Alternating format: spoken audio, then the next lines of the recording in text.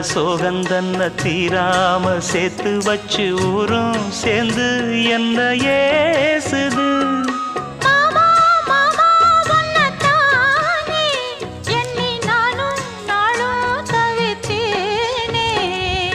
கூண்டுக்குள்ள என்ன வச்சு கூடி நின்ன ஊற விட்டு கூண்டுக்குள்ள போனதென்ன கோலக்கிளியே.